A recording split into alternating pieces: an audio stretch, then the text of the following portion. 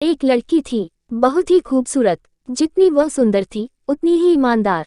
न किसी से झूठ बोलना, न किसी से फालतू की बातें करना, बस अपने काम से काम रखना। उसी क्लास में एक लड़का था। वह मन ही मन उससे बहुत प्यार करता था। लड़का अक्सर उसके छोटे मोटे काम कर दिया करता था। बदले में जब लड़की मुस्कुरा कर थैंक यू कहती थी तो लड़के की खुशी की सीमा नहीं रहती थी। एक बार की बात है, दोनों लोग साथ साथ घर जा रहे थे। तभी जोरदार बारिश होने लगी। दोनों को एक पेड़ के नीचे रुकना पड़ा। पेड़ बहुत छोटा था। बारिश की बूंदें छन छन कर उससे नीचे आ रही थी। ऐसे में बारिश से बचने के लिए दोनों एक दूसरे के बेहद करीब आ गए। लड़की को इतने करीब पाकर लड़का अपने जज्बातों पर काबू न रख सका। उसके लड़की को प्रपोज कर दिया। लड़की भी मन ही मन उसको चाहती थी, इसलिए वह भी राजी हो गई और इस तरह दोनों का प्यार परवान चढ़ने लगा।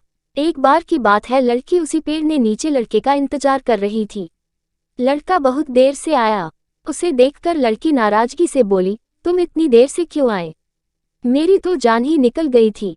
ये सुनकर लड़का बोला, जाने मन, मैं तुमसे दूर कहाँ गया था, मैं तो तुम्हारे दिल में ही रहता हूँ। तुम्हें यकीन न हो तो अपने दिल से पूछ लो।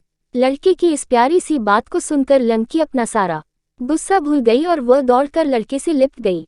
एक दिन दोनों लोग उसी पेड़ के नीचे बैठे बातें कर रहे थे। लड़की पेड़ के सहारे बैठी थी और लड़का उसकी गोद में सर रख कर लेटा हुआ था। तभी लड़की बोली, जानू, अब तुम्हारी जुदाई मुझसे बर्दाश्त नहीं होती। तुम्हारे बिना एक पल भी मुझे 100 साल के बराबर लगता है। तुम मुझसे शादी कर लो, नहीं तो मैं मर जाऊंगी।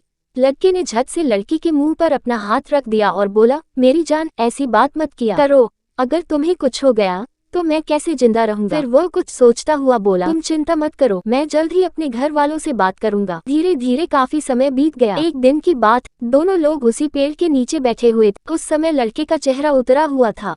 लड़की के पूछने पर वह रुआंसा होकर बोला, जान, मैंने अपने घर वालों को बहुत समझाया पर वे हमारी शादी के लिए तैयार नहीं है।